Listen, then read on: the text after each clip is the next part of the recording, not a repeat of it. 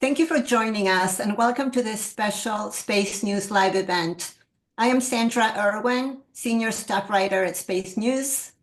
Today, we will be diving into a topic that is a very big deal at the moment, which is the race to develop and deploy hypersonic weapons and to build defenses to counter them. And to break it all down for us, we have a very special guest, Dr. Mark Lewis. Dr. Lewis is one of the leading minds in the field of hypersonic systems. He has shaped defense technology policy at the highest levels, previously as Chief Scientist of the U.S. Air Force, as acting Deputy Undersecretary of Defense, and as Director of Defense Research and Engineering. Dr. Lewis today is the CEO of the Purdue Applied Research Institute, which is the nonprofit research and innovation arm of Purdue University. If you have questions for Dr. Lewis, please drop them in the Q&A box, and we will be taking audience questions later in the conversation. So with that, let's begin. Dr. Lewis, good afternoon. Thank you for being here and welcome. Thank you so much. Thanks for having me. Looking forward to the conversation. Of course. To kick things off, I was maybe going to ask you if you could explain broadly what hypersonic weapons are and why are they such a major concern for the Pentagon? Sure. So if it's okay, let me step back because I realize some members of our audience might not even know what hypersonics refers to exactly. It's a term that gets bandied around quite a bit. But let me narrow in on what hypersonic flight is. So hypersonics in general refers to flight in excess of about 5 times the speed of sound. There's no fixed definition, but when you get to about 5 times the speed of sound, there's certain processes, certain physical effects that become important and that shape the way a vehicle will behave. We've been flying hypersonic vehicles for a long time. The first hypersonic human-made objects were flown in the 1940s. Every spacecraft that has re-entered from space has been traveling as a hypersonic vehicle. Every space probe that enters into another planetary atmosphere from space is traveling as a hypersonic vehicle. But today, when we talk about hypersonics, we're really using it as shorthand for things that are hypersonic and maneuverable and spend a significant amount of time in the atmosphere. And let me explain that. So if you think about the example of a spacecraft coming back from space, think of the space shuttle. Right? It was orbiting the Earth at about 7,500 meters per second, enters the atmosphere at a very, very high Mach number, roughly 24, 25 times the speed of sound, and then uses aerodynamic drag to slow up. And if you look at the shape of a space shuttle, it's a large, blunt shape with big, thick wings. That's in order to handle the heating load, the heat that you experience on reentry. But that also means it's slowing up, which in the case of a space shuttle is something you want to have happen. When we talk about hypersonic systems today, especially for the Department of Defense, we're talking about things that are designed to be very slender, that have low drag, and therefore can spend a lot of time in the atmosphere without slowing up. Now, to that end, we really use hypersonics as a shorthand for things that go very, very fast, but have efficient aerodynamic shapes so they can maneuver, they can bank, they can roll, they can yaw, and also operate at altitudes that makes them particularly difficult to intercept. And so really, hypersonics, in my mind, is synonymous with survivability. It refers to a class of high-speed weapons that, by their very nature, are difficult to stop. So let's just get into an example, something that a lot of people heard from the news concerning China. In 2021, they tested what they call the fractional orbital bombardment system, which was a rocket that re-entered the atmosphere and released a maneuverable glide vehicle that was a hypersonic vehicle. So is that an example of the type of systems and threats that we're dealing with today? And that's exactly right. Yes, it is. So hypersonic weapons actually represent a very, very broad range of weapons. Everything from high-speed cruise missiles that are powered by engines that have inlets that are essentially jet engines that use oxygen from the atmosphere, all the way to the boost glide systems. And what you referred to, the Chinese demonstration, was apparently a boost glide system. So in a boost glide system, I put my hypersonic thing on top of a rocket. I launch it to very high speed. The hypersonic part separates and then glides back and hits a target. What the Chinese did in that case was they put on a rocket that was so powerful, it actually boosted it all the way into an orbital trajectory. And then they were able to bring it back from orbit and do a maneuvering glide back to the surface. Mhm. So I guess we can now maybe get into, what's actually going on in the race, in the hypersonic race. We have heard China and Russia making a lot of claims about their advancements. We've seen some demonstrations in offensive and defensive hypersonic capabilities. So from your perspective, how does the United States currently stack up in this race? Are we ahead, behind, keeping pace? Kind of what would be your report card in that area? So painful as it is by any metric that I can construct, we're behind. And the simple fact is, we have peer competitors. You mentioned Russia and China. We have peer competitors that have already deployed hypersonic weapons.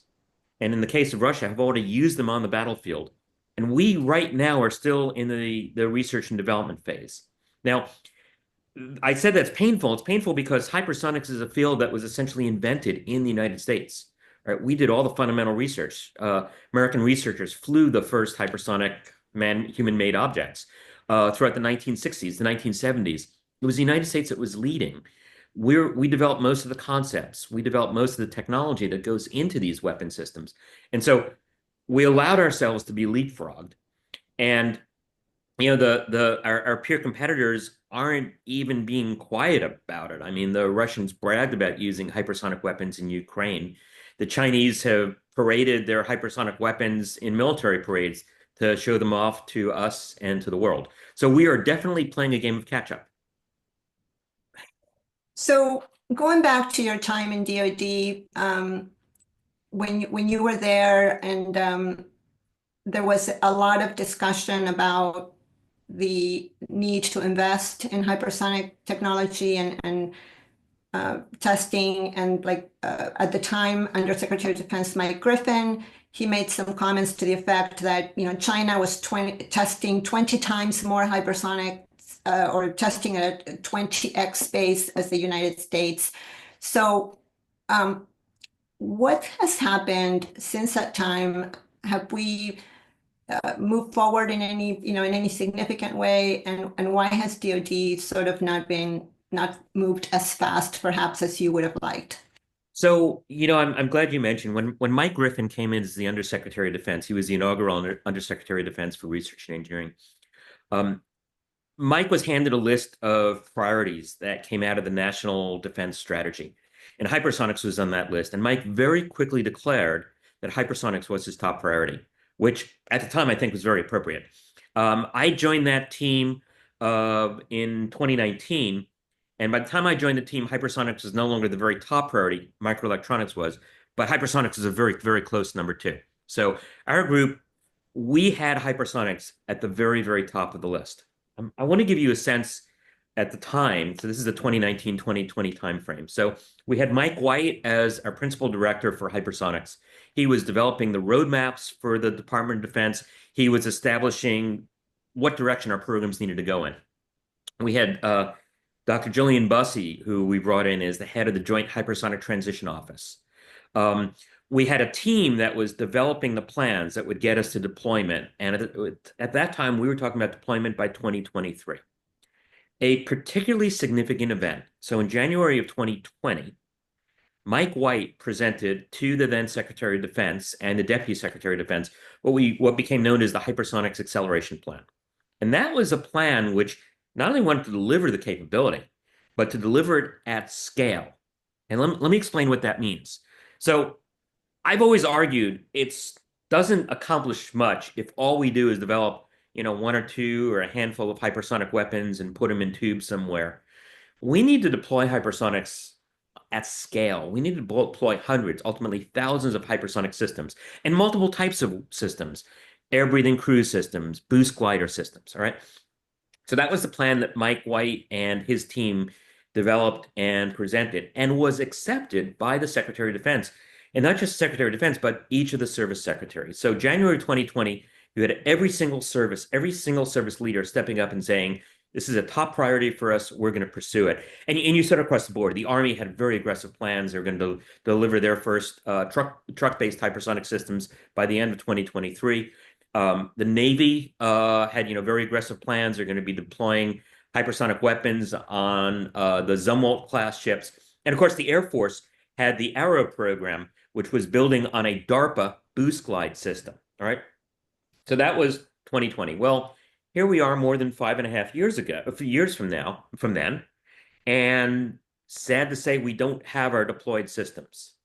And I guess the most diplomatic way I would describe it is I'm very hopeful that with the team that's now coming back into the Pentagon, we're going to see a renewed emphasis on hypersonic weapons. Because, as you point out, we are in a race. And whether or not we choose to run in that race, we have peer competitors who are in a race and are developing and deploying these capabilities. How would you explain why, here we are all these years later and there are no fielded systems? Is it funding, priorities, maybe lack of resources in testing? What are some of the main factors in the way things have unfolded? So, I have to say more than anything else, it's cultural. And let me explain that. And I'll come back to the point that this is a field that the United States has led in. And yet, I think we made a series of really boneheaded decisions in which have impeded the progress. So I'll give you an example. One of the engine type that we consider to be key to flying at hypersonic speeds in the atmosphere for long distances is something called a scramjet, a supersonic combustion ramjet. Very simple engine in principle. It's basically a duct. Air comes in the front, fuel is injected, mixes, it burns, expands out the back. It's a very complicated engine in practice, though, because it's very difficult to get the fuel to mix at high speed to get the burn efficiently. So a lot of technology goes into this type of engine. Scramjet engines were first envisioned in the late 1950s by the old NACA, the precursor to NASA. All right. Arguably, the very first flight of a scramjet engine that produced thrust greater than drag was the NASA X-43 program. Really an amazing program. They built a subscale version of a hypersonic vehicle with a hydrogen-powered scramjet engine. They launched it on a Pegasus rocket. It was dropped from the wing of a B-52 bomber. And in 2004, they did 2 flights of the X-43. First was at Mach 7. They flew it for 11 seconds. It was not recoverable. So they flew a second vehicle later on in the year at almost Mach 10. In both those, the engines worked beautifully. You had thrust greater than drag. The vehicle was actually accelerated going uphill. Great. So what did we do? We didn't continue the programs. We canceled them. After the second successful flight of X-43, there was no NASA follow-on. So this is an example of the sort of, frankly, dumb decisions that we've made. Now, NASA's not alone in this. The Air Force did it again. The Air Force had a program called the X-51. X-51 was really the follow-on to X-43 in the sense that it was a scramjet-powered small-scale vehicle. In the case of X-51, it was powered by hydrocarbon fuel, not hydrogen fuel. But it was a step forward in the technology because it's an actively cooled engine. So the fuel actually cooled the walls of the engine, and that allowed you to run the engine for relatively long periods of time. X-51 had 4 flights. First flight was mostly successful. The last flight was almost completely successful. And so in a sane world, we would have continued this program, would have expanded the flight envelope, gone to higher Mach numbers, done maneuvering tests, all those things. We didn't. We stopped the program.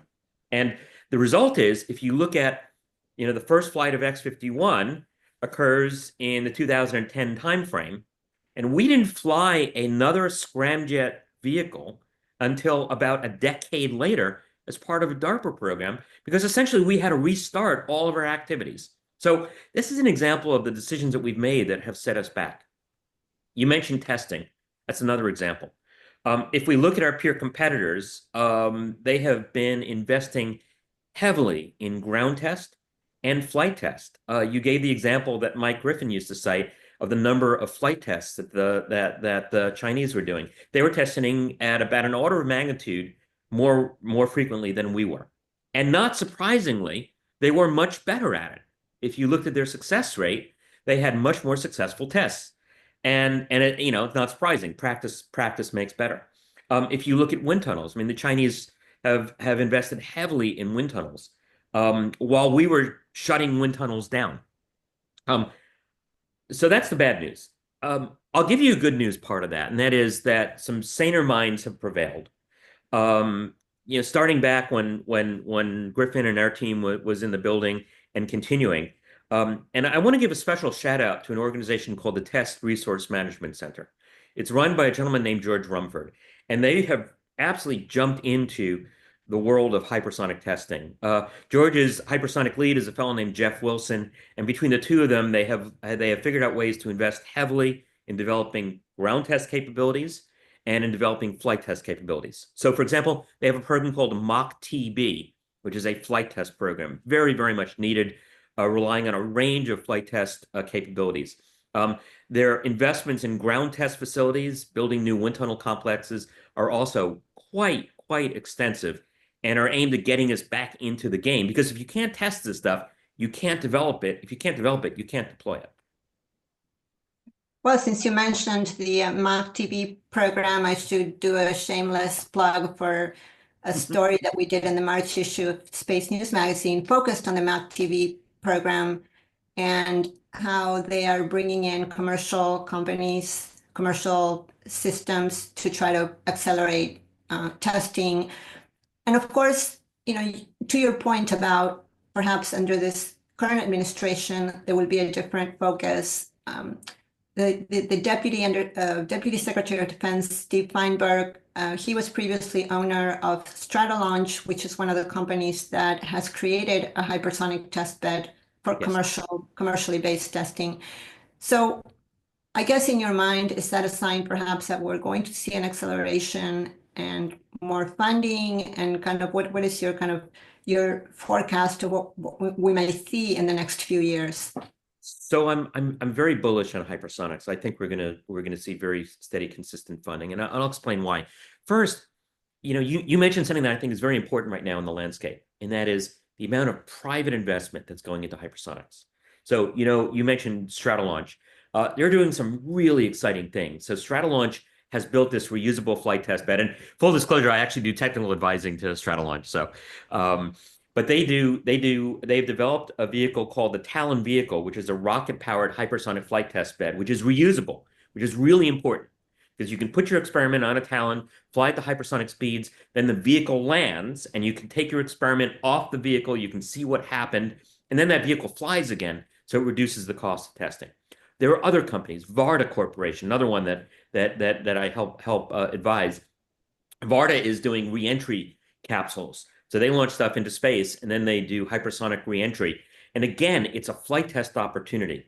Kratos Corporation, they're doing some really interesting things in hypersonic testing, and they've got the lead for that MACH-TB contract. And I also, full disclosure, at my day job at Purdue, we're working closely with Kratos on that MACH-TB project. I'll switch over to wind tunnels also. So you see a number of organizations making investment in wind tunnels. A little bit of shameless self-promotion at Purdue University. We've got two hypersonic wind tunnels that we're working on. One is a tunnel called HyPulse that the university invested in to bring up to speed. It was an old NASA wind tunnel, very, very capable facility that we now have running. One of our faculty members at Purdue, Professor Joe Jewell, has gotten this beautiful, very capable NASA facility up and running just off our campus. And then we're building a Mach 8 quiet tunnel, something that's specifically designed for measuring the properties of flow on the surface of a hypersonic vehicle that we're building right now. Another one that I'll highlight, sorry, it's a long list. Another one that I'll highlight, another company that's connected to Steve Feinberg is Northwind. So Northwind is a wind tunnel company. And they're doing work in the state of Minnesota that, again, it's very, very ambitious building new wind tunnels, building a new wind tunnel complex that is going to help the United States once again be able to accept the volume of testing that's required to advance the field. Let me tell you another reason that I'm very, very optimistic. Obviously, you mentioned we have key people that are coming into roles in government that understand the importance of hypersonics. We see bilateral support on Capitol Hill. In the state of Indiana, Senator Jim Banks, for example, who was Congressman Jim Banks. He was the co-chair of the Hypersonics caucus in the House. He's now in the Senate and has already spoken out very, very strongly in support of investments in hypersonics. I think there's another forcing function here, and you alluded to it. It's the fact that we're not alone in this. We have peer competitors who've made it clear that they're developing and deploying hypersonic weapons, and we know we're playing a game of catch up. So I think that, if nothing else, is going to ensure that we continue in hypersonics and continue to invest and meet this threat and build our own capabilities. So you just spoke about all the work that's being done in industry, academia, and there's a lot of research data that potentially could be very valuable for DoD as they try to transition from prototypes to operational systems. However, there's always that valley of death that everyone has to try to bridge somehow. How big is the valley of death when it comes to maybe transitioning all these capabilities that are in research mode so that perhaps they can start ramping up more development and ultimately deployment of systems? So I'm going to start off by saying I don't like the valley of death phrase. I actually say it's a mountain of death. I say it's a mountain of death. There's actually a lot of money available to do prototyping. Just not a lot of those prototypes make it over the mountain after they've been prototyped for various reasons, often because it's interesting technology, but doesn't meet the needs of the warfighter. I think in hypersonics, we've seen a keen focus from the department on systems that are practical and can land in the hands of the warfighter. And I'll give you a couple of examples of that. One of my favorites is an organization that I mentioned briefly earlier, the Joint Hypersonic Transition Office. So when we set up that office, it was with congressional support, but when we set that office up, that third letter in the name, transition, was key. We had a keen focus on that office looking at ways to take technologies out of the lab and transition it into real practical results. And the first director of the JHTO had that as her mantra. That was Dr. Bussey. One of the things that we did was create a university consortium called the UCA. It's operated out of Texas A&M. It's got a consortium. I think there are over 100 universities now that are part of that consortium. And the charge of that consortium was, you need to work on research projects that have direct practical implications for the weapon systems that we will be ultimately deploying. And I think it's been an incredible success by any way I measure it. If you look at the work that those universities are doing, if you look at how practical it is, if you look at how well tied they are to government activities, but also industry, it's really been quite a success story. And as one measure of that, they have, I think, more industrial partners now in that university consortium than they have university partners. So industry is jumping on board and helping guide the university work so that they can deliver practical results. So you talk about industrial partners. As you know, in the Department of Defense, they've had a lot of challenges with the industrial base, ramping up production of munitions, of missiles, whatnot. When it comes to hypersonic weapons, where do you see potentially some gaps in the industrial base? And there's now more companies that are non-traditional companies that are coming in with venture capital, perhaps, to do more of this production and using 3D manufacturing and new techniques. So how would you advise DoD to tackle this industrial base issue so we're not ending up just doing onesies and twosies like what you said earlier? Yeah. So again, outstanding question. When I actually left the Pentagon, my first role outside of the Pentagon before I joined Purdue was at the National Defense Industrial Association. We set up an Emerging Technologies Institute, and we actually did a report on the hypersonics supply chain. It was led by one of our researchers named Rebecca Wostenberg. And that, I think, was very telling, because when you look at the hypersonic supply chain, it suffers from some of the very same challenges that any weapon supply chain is going to suffer from, materials, manufacturing. But it's especially keen for hypersonics in a few key areas. One, Hypersonic systems tend to operate at high temperature. When you're flying at high Mach number, you have friction with the air and you get hot. So one of the driving requirements is was surrounding the vehicle with high temperature materials. Those materials have a supply chain, and often they're exotic materials that rely on special components. And in many cases, the sources of those materials are overseas. So that's something you have to be careful about. Second, hypersonic systems use microelectronics like any other weapon system. So again, you worry about the supply chain for those microelectronics. But then there are some particularly unique manufacturing requirements. I'm glad you mentioned additive manufacturing because that's a really important one. The supersonic combustion ramjet engines that I mentioned benefit tremendously from the application of additive manufacturing processes. The reason is that in order to build a scramjet, because scramjets get really hot, you want cooling in the walls. You want the fuel of the engine to be cooling the engine itself. And so that means when you design it right, you design it with these cooling flow passages. One of the best ways to do that is with additive manufacturing, where you're actually growing the walls of the engine instead of trying to hog it out or machine it out from a lump of material. So that's additive manufacturing is the key to lowering the cost, but we need to be able to do additive manufacturing at scale if we're going to deliver in the numbers that we need. And so that's an investment that really needs to be made. I'll highlight one other area, and I've kind of alluded to it previously. That is the ability to test. So if we don't have adequate wind tunnel facilities, then that gives us a logjam, a backlog in our ability to test our systems.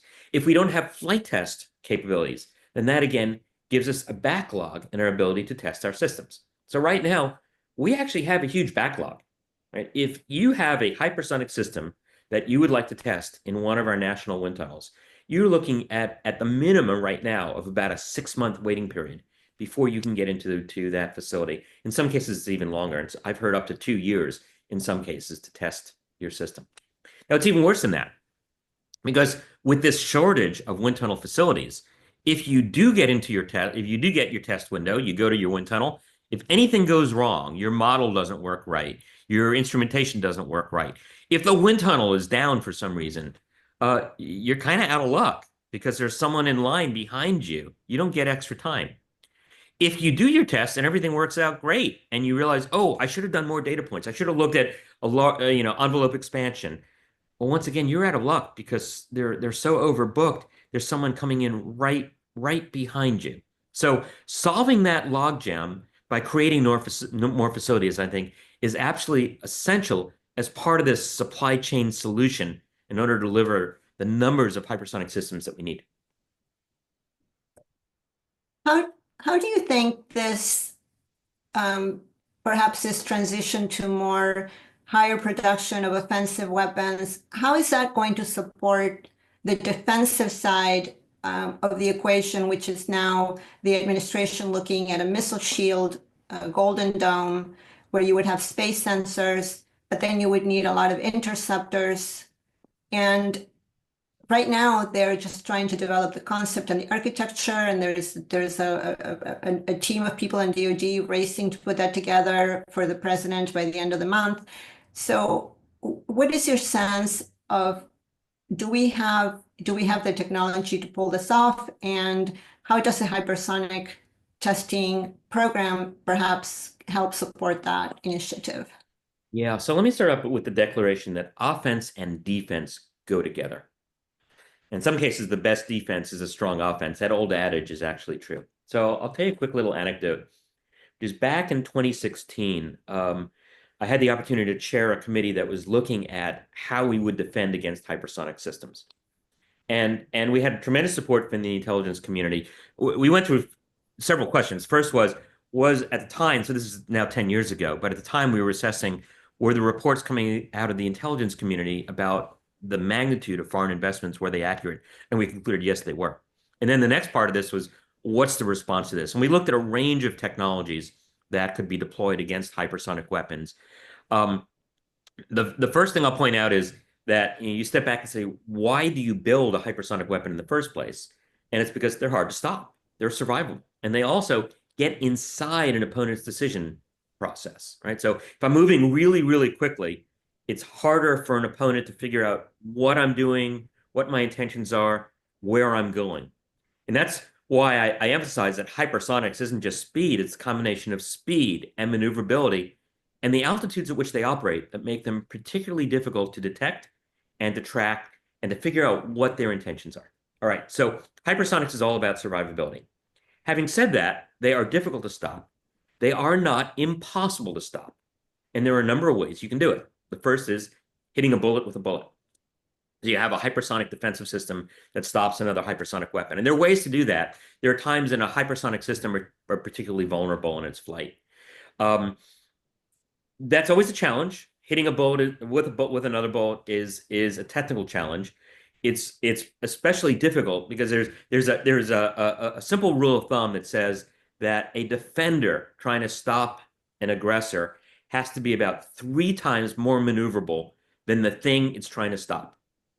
So if the incoming hypersonic weapon can maneuver at 5 Gs, for example, then the interceptor has to maneuver roughly 15 Gs. So it's technically challenging, but not impossible. So that's one possible solution. Another possible solution, directed energy. Whole range of possible directed energy things that you can do.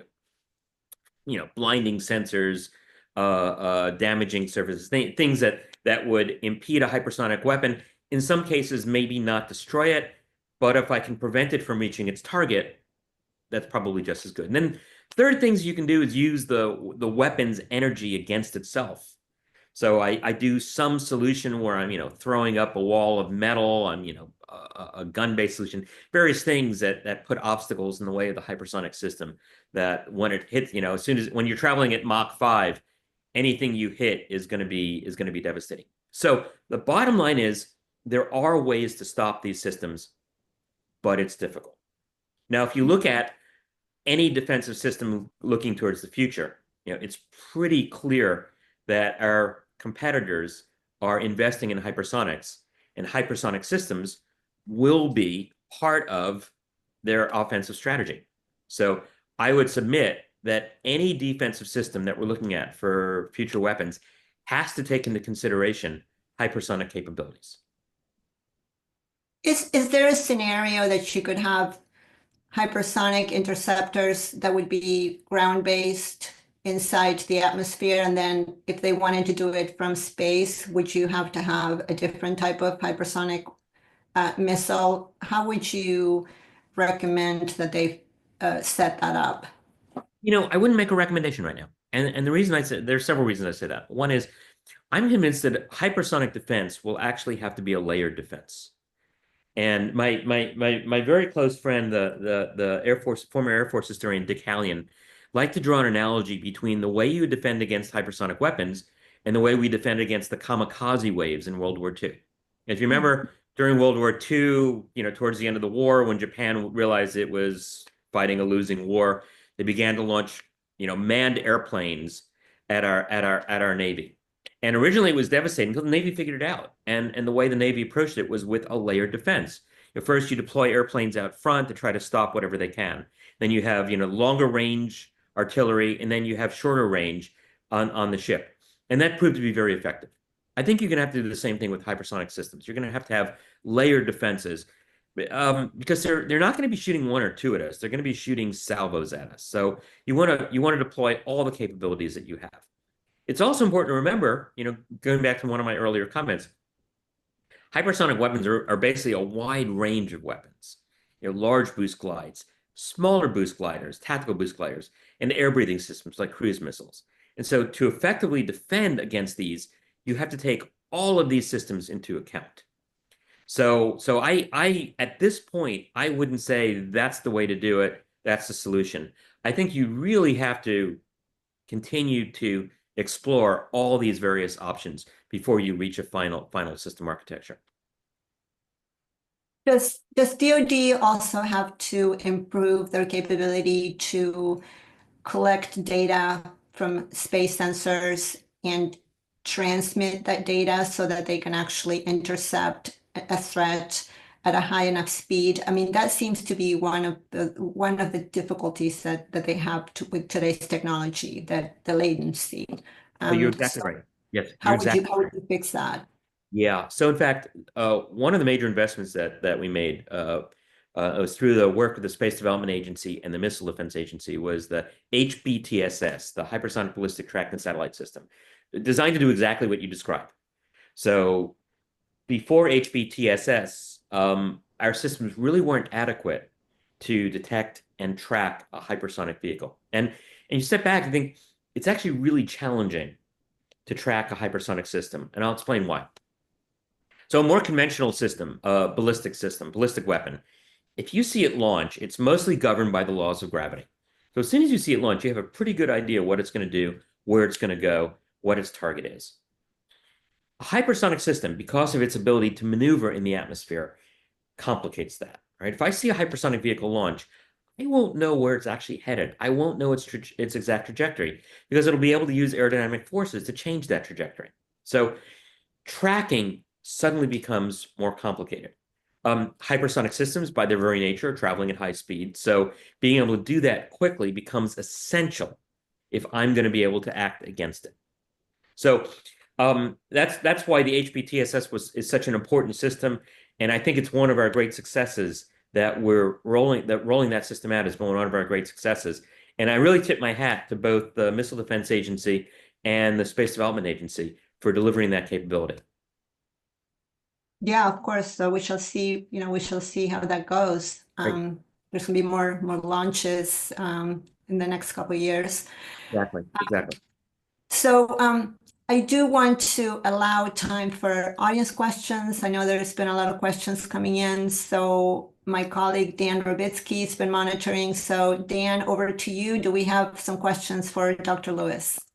Yeah, thanks, Sandra. We have a lot. So thank you to everyone who submitted your questions and comments. We can't get to all of them by any means, but there are some interesting ones in there. There were a lot related to regaining America's lead in hypersonics and enhancing readiness, and a whole bunch of questions related to that. But I'd like to start with one asked by an anonymous attendee.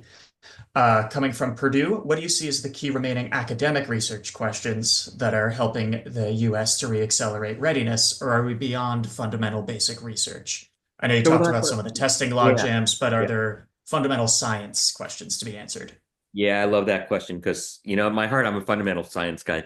So, and there are a range of fundamental research questions that we're still working on. Even understanding some of the basic physics of hypersonic flows. So there are questions related to hypersonic aerodynamics, the state of the flow on the surface of a vehicle. Is it laminar? Is it turbulent? When does it transition between those two? Still a lot of unknowns there. And that's important because that drives the amount of heat that goes to the surface of the vehicle and also the drag that the vehicle experiences.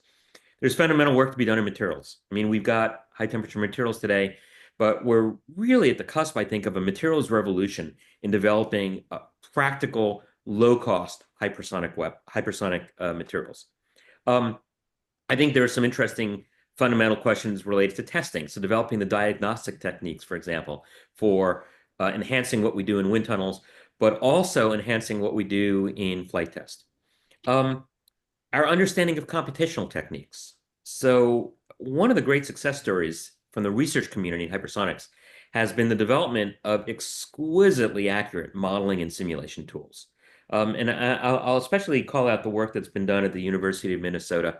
My friend Graham Candler has done some amazing work in developing computer codes that do an amazing job of simulating flow conditions at hypersonic speeds. Not a replacement for ground test, not a replacement for flight test, but enhances what we do. So all those are very, very much in the realm of work that's appropriate for academia, but with direct applications to hypersonic systems. Having said that, I want to point out that academia has shown an amazing interest in stepping up and delivering practical capabilities. And I mentioned the UCA earlier on, and one of the great success stories of the UCA is the number of universities that are clamoring to work hand in glove with their industry partners to deliver capabilities and to address the problems that they see as being absolutely critical. If I may, I'll point out one other important contribution from academia: workforce. So where are we getting our hypersonic workforce of tomorrow? Well, it's coming from academia. And that's why it's so important that we invest in the universities that are doing this work. They are delivering an incredible cohort of brilliant minds that are helping us solve these various problems. Wonderful. Thank you. You actually answered the next two questions as well that we're asking about virtual testing and workforce development. So Yeah. bravo.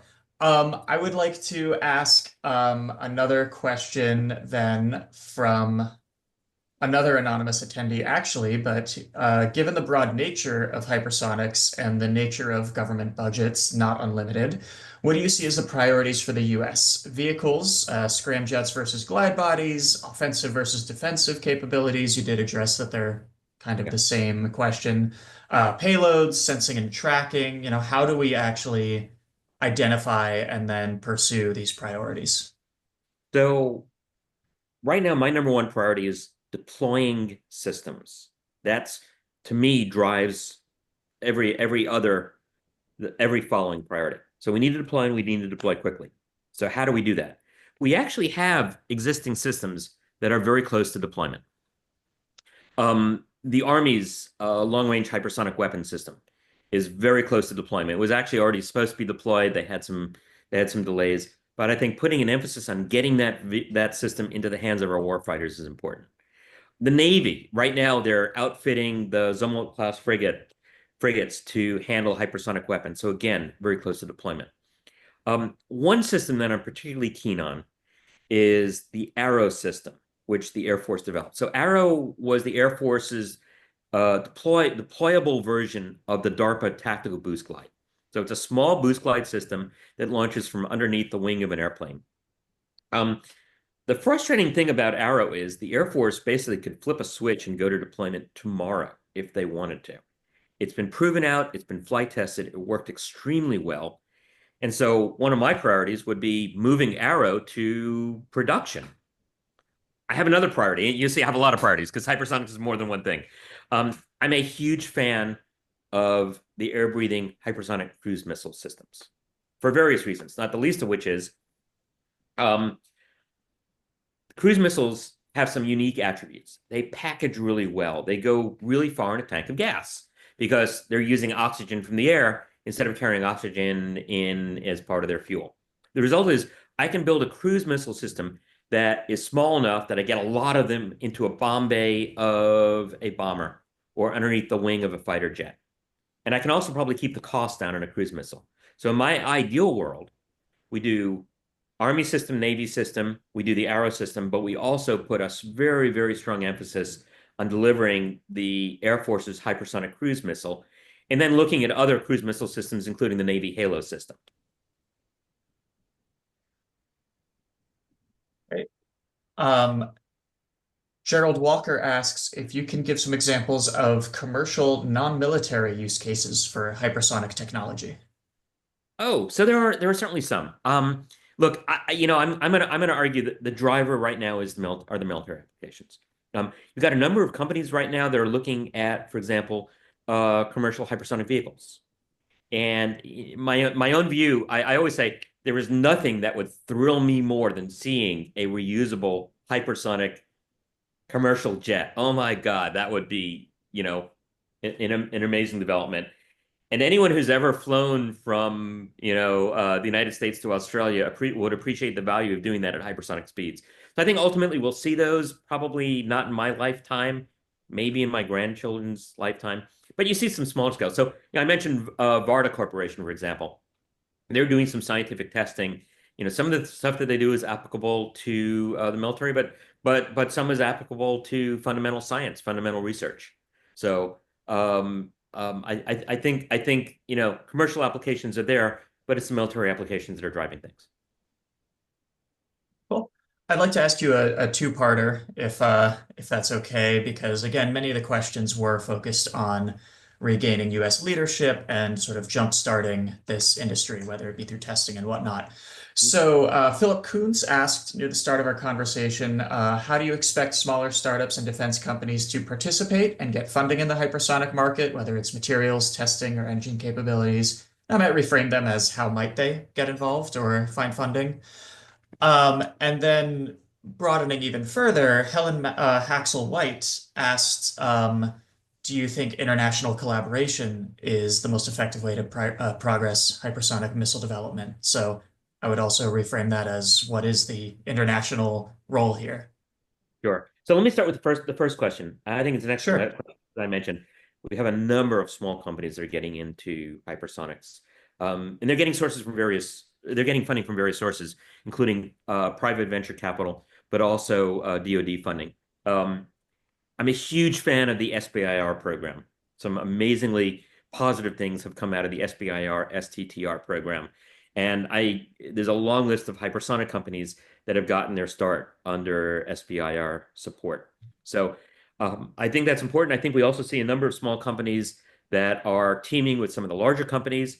Or, I can give you an example from my day job at Purdue. We work with a long list of small companies in our hypersonic endeavors, and everything from materials development to testing, instrumentation, et cetera.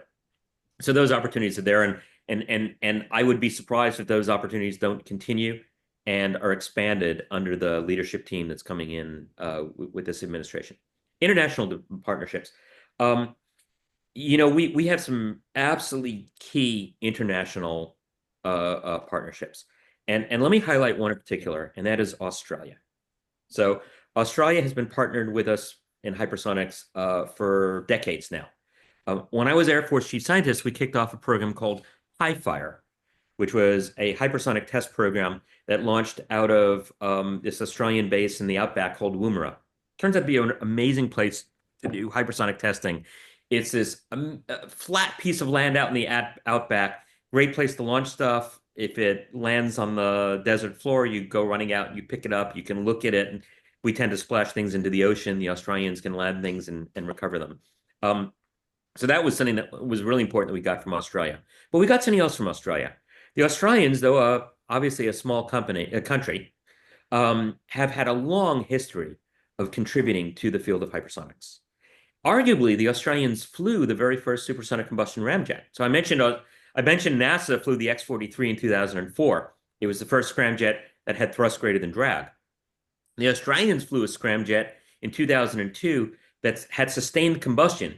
It didn't produce thrust greater than drag, but the experiment was intended to do that. But it did show supersonic combustion. So I'll often give the award to the Australians for having flown the first scramjet engine. That was a program called High Shot. If you look at their contributions, they've done everything from contributions in instrumentation to flight test to also the development of hypersonic wind tunnels. So there is a particular type of hypersonic wind tunnel called a stalker tube, Stalker. It's not named after the creepy guy who looks in your window. It's named after a professor in Australia by the name of Ray Stalker, who was one of the luminaries in hypersonics, sadly passed away a few years ago. But Ray had developed this type of wind tunnel that became a fundamental test capability. And indeed, if you visit the California Institute of Technology today and you go to the roof of their aeronautics building, the Guggenheim Laboratory, you will see a stalker tube, that type of wind tunnel used for hypersonic testing. So bottom line, Australia has made some important contributions, and they continue to. And of course, hypersonics is part of the AUKUS relationship. The U.S. has other important relationships with the U.K., with Norway. We have important relationships with Norway, important relationships with other allied nations. They each bring capabilities to the table. Thank you. We got a number of technical questions as well, and I think what they're all leading towards is a broader curiosity about what the tracking architecture might look like and infrastructure might look like. So, for example, Dr. Marco Maffei asked about the possibility of proliferated infrared sensors in LEO to track hypersonics.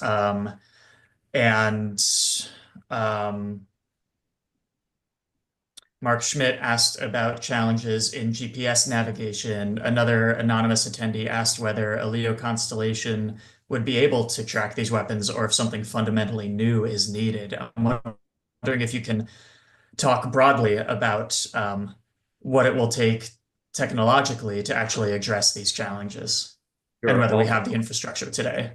Yeah, all phenomenally good questions, and I'll have to talk around some things because obviously there are some sensitive issues there.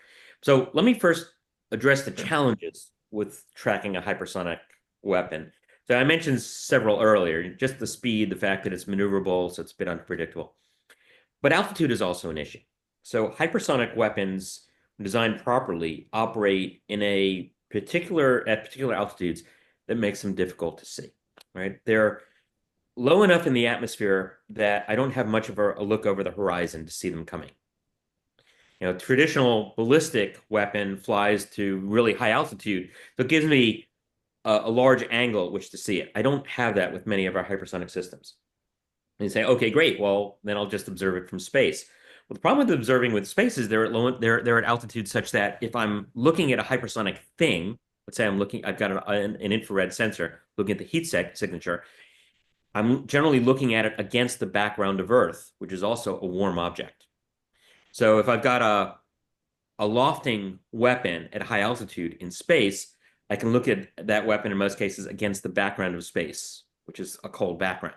But if I'm looking from space down at a hypersonic system, I'm looking against the warmth of the Earth, and that makes it a little bit more difficult to perceive it. So, bottom line, hypersonic weapons are difficult to see from the ground, and they're also difficult to see from space. We think that the best way to do it, though, is still from space, but with higher sensitivity sensors. And I think the proliferated LEO is exactly the way to go.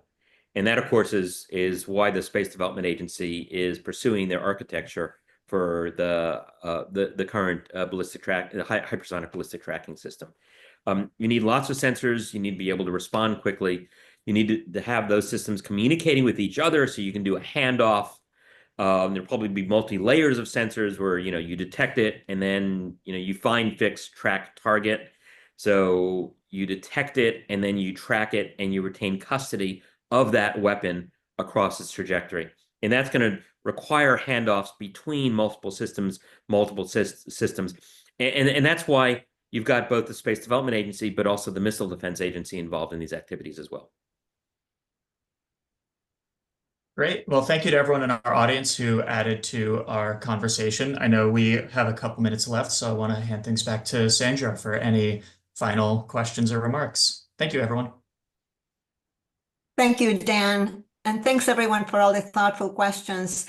I think, Dr. Lewis, maybe a final kind of observation about what you said just now about tracking.